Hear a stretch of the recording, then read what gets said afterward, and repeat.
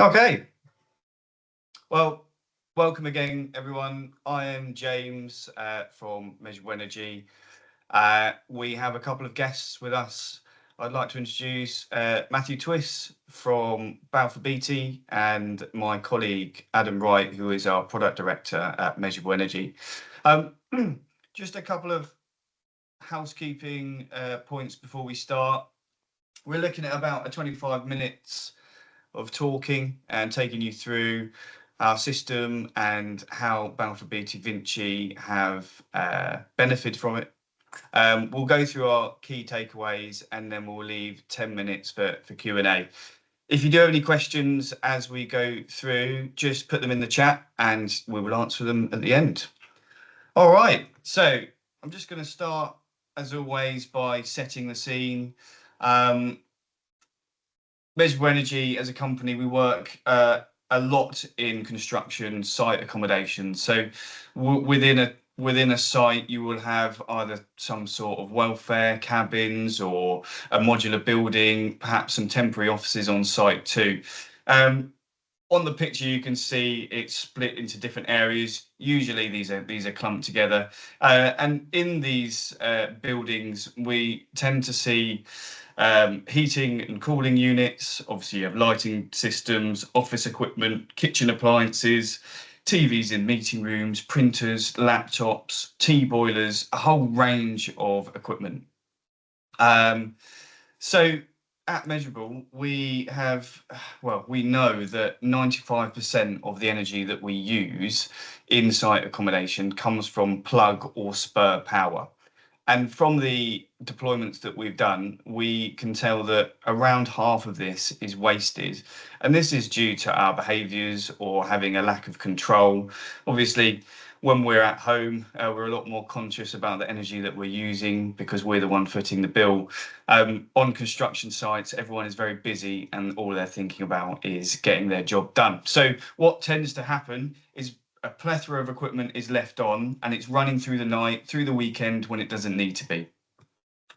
We're able to get that control back. And what we do is we install our devices or appliances at the appliance level and we're able to control them. We do three main things really, which is identify the state of the appliance, so what energy state it's in, whether it's in standby or active power, and what the device is. We measure the energy use and we also measure the carbon emissions too. Quite simply, we use machine learning to understand when these appliances can be switched off and where we can make some savings. So we put schedules in place to turn things off. So I'm going to introduce Matt now. I've worked with Matt across his sites at Balfour Beatty VINCI at HS2, and they had a couple of quite high goals to reach, and there's a couple of them here you can see on screen around reducing energy consumption, but not just reducing energy consumption on one site, doing this at a large scale. HS2 is a mega project, it's a large project. There are a lot of sublots, a lot of buildings and a lot of energy waste. It's not just HS2 that waste energy. Obviously we see energy waste across a lot of our sites and buildings. So Matt, if you're able to come off mute, we'd just like to talk about what you were trying to achieve, because I think when we first started talking, you were looking at an energy management system that could make savings and do it automatically without any human intervention. So, yeah, what were you trying to achieve when we first started to speak, Matt? Essentially, James, we looked at how we were set up, and in a lot of cases we've got these we have monitors on desks, monitors that feed back to a plug socket, and it's like at home. If you imagine yourself at home, you have your charger plugged in, you have your TV on standby, you have your microwave constantly switched on, and overall what we were looking at in terms of trying to achieve was just dropping that energy off a little bit and seeing if we could save ourselves a bit of money from that phantom load. Yeah. Thanks, Matt. We've got a stat on screen here around the amount of construction workers that work at HS2, and every 20 minutes per construction worker, 1 kilowatt hour is used. So it just kind of shows you the scale of the project and the amount of energy that you guys use. And it was quite it was quite it was quite easy to see when we first did a pilot at your building, at the SW&L building, that when we started to monitor these devices, like you say, rows and rows of monitors were just left on, and we had T-boilers just boiling water through the night, and we saw that as a massive opportunity. So as we went through the pilot, we started to add schedules and put more and more schedules in place, and gain savings. And from this, it really showed that we could really do what we were saying we were going to do. So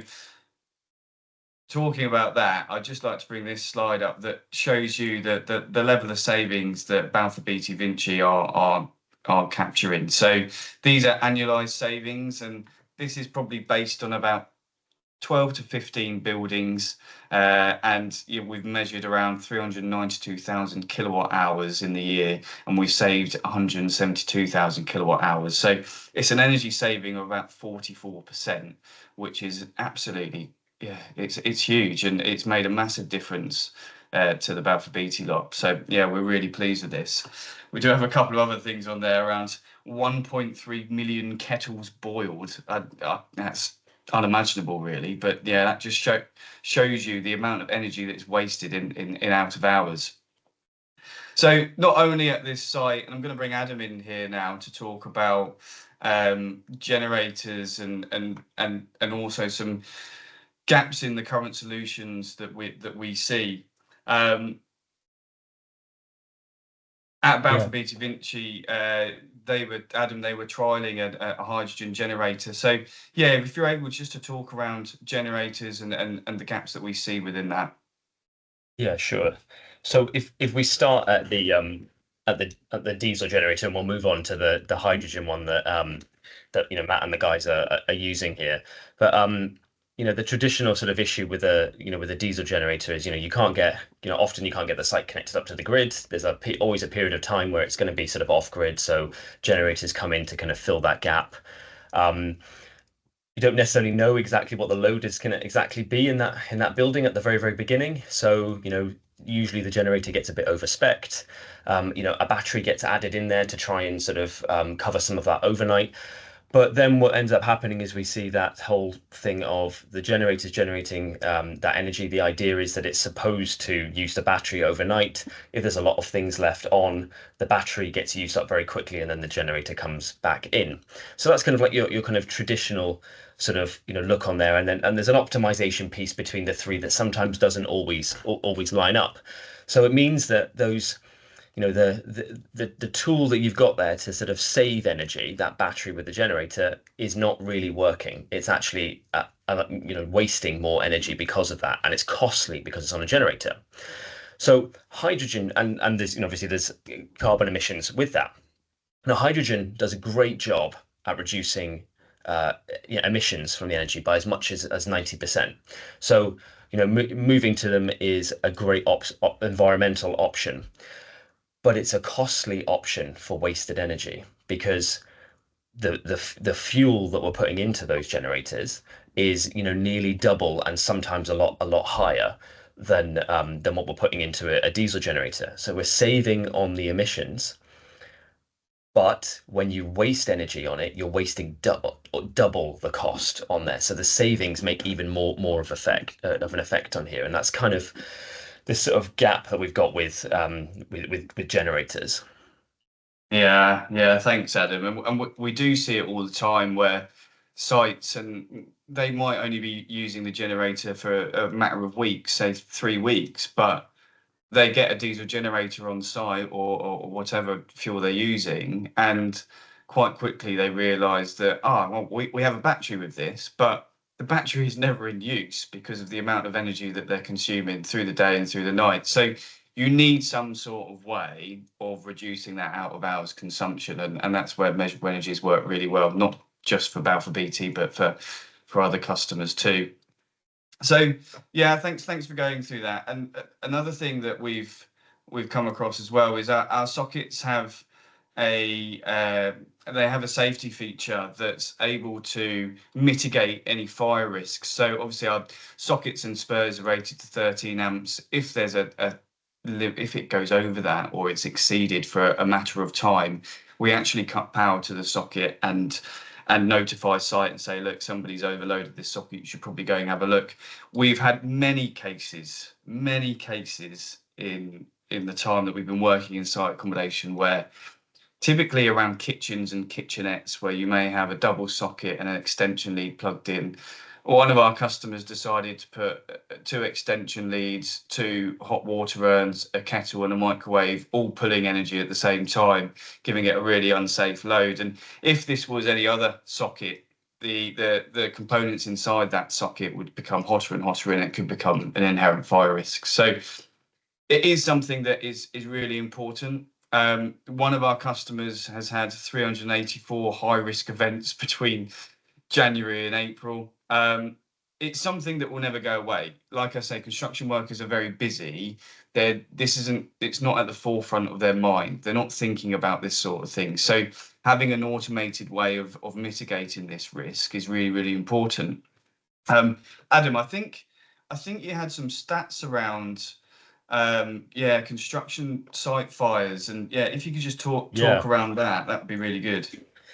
Yeah, sure. So there's some government published statistics on fire and risk on construction sites, and there's approximately 16,000 fires that happen in construction buildings a year, roughly.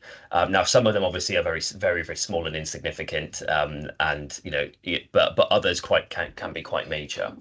And within those statistics, a third of those are literally coming from either plug sockets, the appliances plugged into the sockets, or the leads with them. So 3 areas that we can kind of sort of help address here, and within that, the one of the most common things is an overloaded plug socket. And James, I think you just touched on that with amount of appliances plugged into one plug socket. And the kind of the reality of this is that there's not an insurance policy that can really protect against this. There is a bit of behavior here, but like you say, people are getting on with jobs and doing stuff. So this is one of the ways to sort of address this at the source and really mitigate that level of risk that's happening there. Yeah, great. Thanks, Adam. We're able to do this because we control and measure things at the appliance level. I think you lose that when you start to look at circuit level based systems. And I think as well, Matt, you were looking at circuit level based systems and found they were not really fit for purpose for your modular building.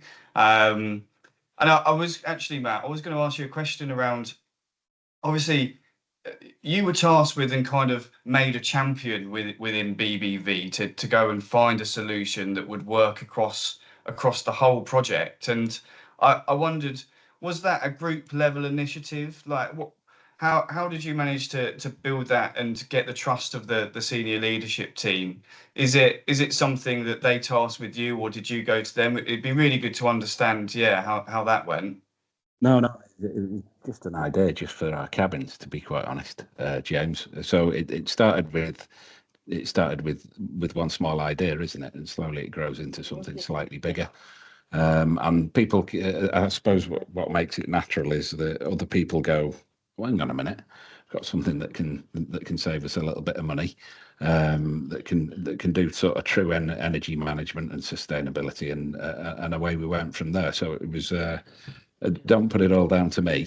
It was just something that kind of grew from us just trying it out, basically, and spotting it on the internet. So no, it was handy. It was very handy. Yeah, thanks, Matt. I think we ran a trial for a period of 3 to 4 months, and it's quite funny actually that the trial that we ran had an energy and carbon reduction of around 40 to 45%, and we're seeing that now across all of the buildings that we're installed in. So it just goes to show that if you do trial something and you get the right results, then it's something that can easily be rolled out. And I suppose the beauty of this as well is that it's retrofittable. It's not going to create too much disruption to site. We can do it out of hours, and all we need to do is swap a plug socket or a fuse spur over, and away we go. Okay, thanks, Matt. I just want to talk, and we talked about savings as well, but within our platform, you are able to create custom reports and understand how much energy you're saving, using, how much carbon emissions you're saving and emitting. All of this can be done on our platform. So there's two sides of it. We have the hardware, the sockets and the spurs. We go and install them, the Wi-Fi devices. The other side of it is the platform. So within the platform, you can see carbon intensity at any time. You can run a report at a click of a button. You can do that per socket, per room, per location. It really doesn't matter to us. Yeah, we have lots of mainly sustainability and facilities people that like to run reports and understand where the most amount of energy is being used and where we're making the most amount of savings, and they can really use this for their scope 1 and scope 2 emissions reporting as well. Adam, is there anything else that you wanted to add on that? It's an interesting one to talk about, carbon intensity and behavioral change, and in the cabins and modular buildings, it really applies more to when buildings get onto the grid rather than when they're on a generator. But it's an interesting thing to kind of bring into it, because you've got this environment where people are very, very busy and getting on with work, and you're not necessarily, looking to make large changes to behaviors. You're looking to sort of eliminate wasted energy and do it kind of automatically behind the scenes, but that is also a part of it. And I think it's worth kind of highlighting one of the things that on the sockets is an LED light that shows a visual representation of the carbon intensity on the national grid. So green being its low carbon intensity, lots of solar being generated, lots of wind being generated, and red being high carbon intensity. We've turned the gas up at this stage, and it can also be demand. But it's an interesting one, because what we've seen even in construction sites is people start to use that and start to take that indication and preference charging things at time when it's green rather than when it's red. And because that's linked to grid demand, there's we're kind of setting ourselves up for the future here, where where the grid asks people to reduce demand and get paid to do that. So it's sort of like a kind of a future-proofing technology in terms of being able to get more savings by aligning to carbon intensity. Yeah, it's a really good point, Adam. Giving people the visibility of it, because before these sockets came, you would never know what carbon intensity and really what carbon intensity was for a start, but what the carbon intensity is at that exact moment in time. And I remember we were talking briefly about what is the difference between using energy in a period of green energy compared to fossil fuel energy. And the shift could be quite large, really. 7% difference between green and red. And if you can start to teach people about behavioural change and changing behaviours on site, and you can really make a difference just by using energy in different times of day. And I'm not saying, Adam, any way that nobody can log onto their laptop or use a meeting room because the energy is in red, but if we can start to use simple things like charging a mobile phone in a green period instead of a red period, can really make a big difference. Okay, Adam and Matt, thanks for your time there and giving us an insight into the product and how it's worked at Balfour Beatty VINCI. We've got a couple of key takeaways here. Hidden cost of circuit-based energy systems. We did touch on this a little bit. You do lose a little bit of granularity in terms of switching stuff off if you do it on a circuit-based system. Obviously, if there's one critical bit of equipment that needs to stay on in that circuit, you lose the savings because you can't turn the circuit off. With us, if you want to turn the left channel off on a socket and keep the right channel on, you can do that. Hydrogen, yeah, hydrogen cuts emissions by 90%, but that's all well and good. But you know, everything needs to wash its face. So you can't just let it run all through the night and all through the weekend. So you need some way of mitigating that energy waste. And yeah, addressing wasted energy at scale. That you need a system that can be easily implemented and something that's not going to cause too much disruption to the site. In an ideal world, you would install this before the site is live and before the project started, but things happen, and you know, sometimes you need to do things whilst the site is live, and our system is a really easy one to do that. We can get any electrician to come and install it out of hours. All we need to do is connect your Wi-Fi and you're up and running and you can start making savings. So thanks for your time, guys. If there is any questions, please do write them in the chat. No worries if not. We will be circulating these slides and the recording of this webinar afterwards. But yeah, do let me know if you have any questions. Sarah, I think I just saw one from you. But where is that? Where's the chat? Oh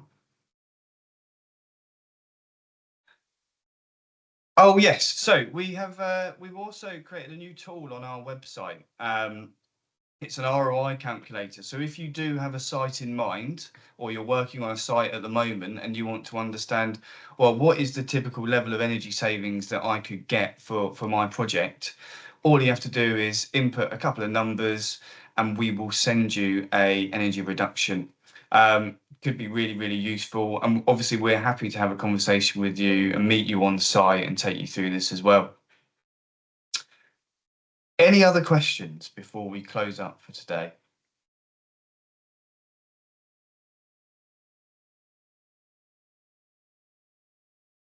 I could give one for Matt. I think I've got Matt. This one's for you. So, you know, back at that kind of early stage when I think you and James were discussing what a first install could look like, was there anything that stood out for you that made you think measurable energy was the one you could use for this, over other things that might have been available at the time? You were the only plug-based system that I found, if I'm honest with you, Adam. I'd love to have you in my house because chasing after me kids. No, in all fairness, that's probably the thing out of everything that I looked for. I wanted something local that didn't turn off a distribution board, and you gave me that option. Is the best way to put it, but it's always good to talk and work with you guys from Measurable Energy, Oh, great. Yeah. It's good. It's great to hear.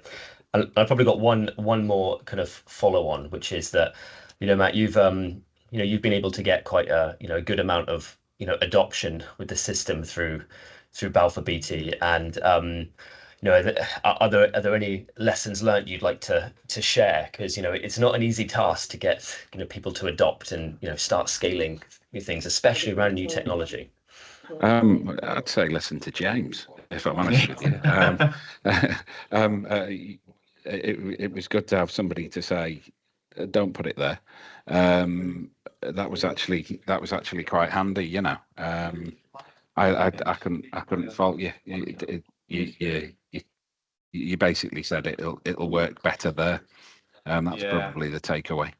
Yeah. That's a really good point, Matt. Thanks for that. We're not in most cases we're not saying that we need to put a socket or a spur on every appliance that you guys have in a building. We are looking to make the most savings that we can. So we're looking for, we call them vulture devices, the things that are usually left on and not being used or take a lot of energy. A plug socket in a hallway that's used once a week by a cleaner isn't going to make any savings. So we probably aren't going to advise to install it there. So yeah, okay, great. Adam, Matt, thanks so much for your time. we'll leave it there, and like I say, we will circulate this these slides and the recording too. Do go and check out the ROI calculator. It's a free tool. Go and use it and abuse it. And look, if those numbers are quite compelling and you want to have a conversation, we're here to chat and consult. So thanks for your time. We'll close it off there, and have a good rest of your week. Take it easy, James. Good to talk to you. Bye. Thanks, Matt. Cheers. Bye-bye.